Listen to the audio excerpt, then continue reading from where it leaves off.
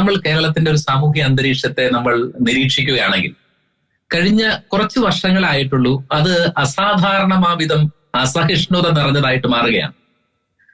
അതായത് നമ്മുടെയൊക്കെ വളർന്നു വന്ന കേരളത്തിന്റെ ഒരു സംസ്കാരം എന്ന് പറഞ്ഞാൽ എല്ലാ മതത്തിന്റെയും ആരാധനാലയങ്ങളെ, അവരുടെ വിശുദ്ധ സങ്കല്പങ്ങളെ അങ്ങേറ്റം ആദരവോടെ മാനിക്കുക എന്നുള്ളതാണ്.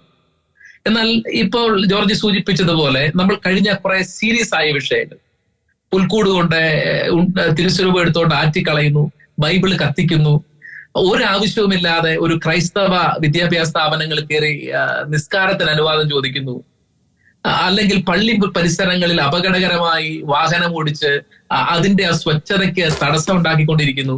ഈ പ്രകോപന പരമ്പരയുടെ ഒടുവിലെത്തേതെന്ന് ഞാൻ ഒരിക്കലും പറയില്ല, ഇത് ആവർത്തിച്ചുകൊണ്ടേയിരിക്കും. ഇതൊരു തുടക്കം മാത്രമാണ്.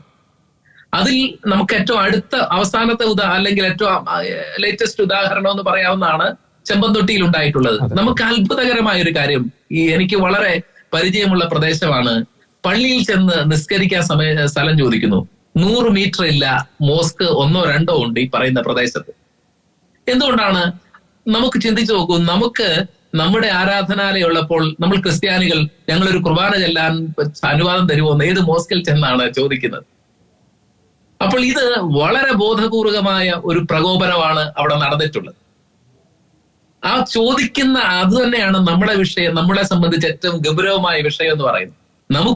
നമുക്ക് ചിന്തിക്കാം, ഒരു ക്രൈസ്തവൻ എന്ന നിലയിൽ എനിക്കോ ജോർജിക്കോ ചിന്തിക്കാൻ പറ്റുന്ന കാര്യമാണോ നമ്മൾ യാത്ര പോകുന്നു, കുർബാന ചെല്ലാൻ പള്ളി കാണുന്നില്ല, ഉടനെ എന്നാൽ മോസ്കിൽ കയറി ഇന്ന് കുർബാന ചെല്ലിക്കോട്ടെ എന്ന് അനുവാദം ചോദിക്കാൻ നമുക്ക് പറ്റും? ഈ വിഷയം എന്തുകൊണ്ട് ഇങ്ങനെ നമ്മുടെ സമൂഹം ക്രൈസ്തവർ വേട്ടയാടപ്പെടുന്നു? ഇത് നിരന്തരം ഇനിയും കൂടുകയുള്ളൂ. ജോർജി, എന്റെ ചോദ്യം, ഈ രാജ്യത്ത് ഒരു നിയമമുണ്ടല്ലോ. ക്രൈസ്തവരുടെ രീതി എന്ന് പറയുന്നത് പ്രകോപനത്തിനും അല്ലെങ്കിൽ അക്രമത്തിനും പോകാന്നുള്ളതല്ല. പക്ഷേ ഈ രാജ്യത്തിന്റെ നിയമം ഒരു മതസമൂഹം എന്ന നിലയിൽ നമ്മുടെ ആരാധനയ്ക്കും നമ്മുടെ പൗര അവകാശങ്ങൾക്കും എവിടെങ്കിലും അത് ഭീഷണി നേരിടുകയാണെങ്കിൽ ഈ രാജ്യത്തിന്റെ നിയമം തരുന്ന ആ സകല അവകാശങ്ങളും എന്തുകൊണ്ട് നമുക്ക് ഉപയോഗിക്കാൻ പറ്റുന്നില്ല? നിരന്തരം പ്രകോപനം നടക്കുമ്പോൾ ഈ വിഷയത്തിൽ മെഴുതിരി പ്രദക്ഷിണം നടക്കുന്നതിനപ്പുറം ന്യായമായ അവകാശങ്ങളുള്ള ഒരു പൗരസമൂഹം എന്ന നിലയിൽ എന്തുകൊണ്ടാണ് ഇതിനെ നിയമപരമായി നമുക്ക് ഈ കുറ്റക്കാർക്കെതിരെ നടപടിക്ക് പോകാൻ പറ്റാത്തത്? ഇവിടെ വിഷയം, അങ്ങനെയുള്ള നിയമ നടപടികൾ കൊണ്ട് സമൂഹത്തിൽ പെരുകുന്ന അക്രമവാസനയെ നമുക്ക് നിയന്ത്രിക്കാൻ പറ്റും. അത് എവിടെങ്കിലും ചെയ്യാൻ വരുമ്പോഴാണ് ഇവിടെ ഒത്തുതീർപ്പിന്റെ രാഷ്ട്രീയക്കാർ ഇവിടെ മത സൗഹാർദ്ദം തകരുമെന്ന് പറഞ്ഞ് നമുക്ക് മുമ്പിൽ പ്രത്യക്ഷപ്പെടുകയും അവർ ഒത്തുതീർപ്പിന് നിർബന്ധിക്കുകയും ചെയ്യും. കാരണം അവരുടെ വിഷയം അടുത്ത തെരഞ്ഞെടുപ്പിലെ വോട്ടാണ്. ജോർജ്, ഇതാണ് യഥാർത്ഥത്തിൽ നമ്മുടെ സമൂഹം ഭയക്കേണ്ട ഗൗരവമായ വിഷയം എന്ന് പറയുന്നത്. ഈ അധിനിവേശങ്ങൾ ഇവിടെ അവസാനിക്കുന്നതല്ല, ചെമ്പന്തൊട്ടിയിലെ ഒടുവിലെത്തതല്ല, നാളെ മറ്റൊരു സ്ഥലത്തായിരിക്കും. കാരണം നമ്മുടെ ഈ സമൂഹം നാൾക്ക് നാൾ ദുർബലമായിക്കൊണ്ടിരിക്കുകയാണ്, എണ്ണത്തിലും അതിന്റെ സമുദായത്തിന്റെ കെട്ടുറുപ്പിലും. കണ്ണുകളിൽ ഭയമുള്ള ഒരു കൂട്ടം മനുഷ്യരെ ആർക്കും പേടിപ്പിക്കാൻ പറ്റുമെന്നാണ് ജോർജി കേരളത്തിലെ ക്രിസ്ത്യാനി തിരിച്ചറിയേണ്ടത്.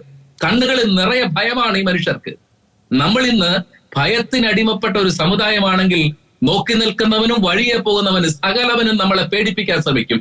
ആ പേടിയിൽ നിന്ന് എന്ന് ഈ സമുദായം വെളിയിലേക്ക് വരുന്നോ അന്നെ നിവർന്ന് നട്ടല്ലോടെ ഈ നാട്ടിന്റെ മണ്ണിന്റെ മക്കളെന്ന നിലയിൽ ജോർജി നമുക്ക് നിൽക്കാനും ജീവിക്കാനും പറ്റും.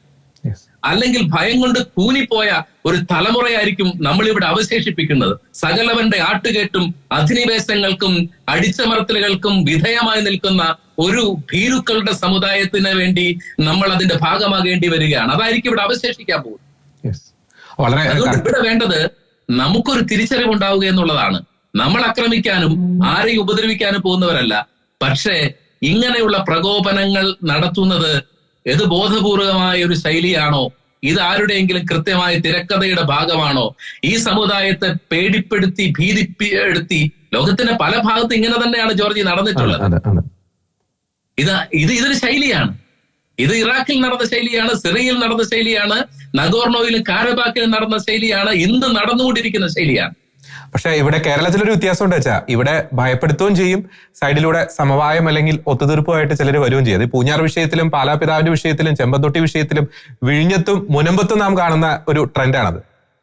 നമ്മൾ കൈപ്പാങ് ദൂരെ നിർത്തേണ്ടത്, ഞാൻ പറയും, ഈ സമവായക്കാരുടെ വരവിനെയും അവരുടെ ആളുകളെയാണെന്നുള്ളതാണ് ജോർജി എന്റെ അഭിപ്രായം. ഇത് ഇവരാണ് നമ്മളെ കെണിയിൽപ്പെടുത്തുന്നതും കുപ്പിയിലാക്കുന്നതും നിവർന്നു നിൽക്കാൻ ശേഷിയില്ലാത്ത വിധം ദുർബലരാക്കിക്കൊണ്ടിരിക്കുന്നതും ഈ സമവായക്കാരാണ്.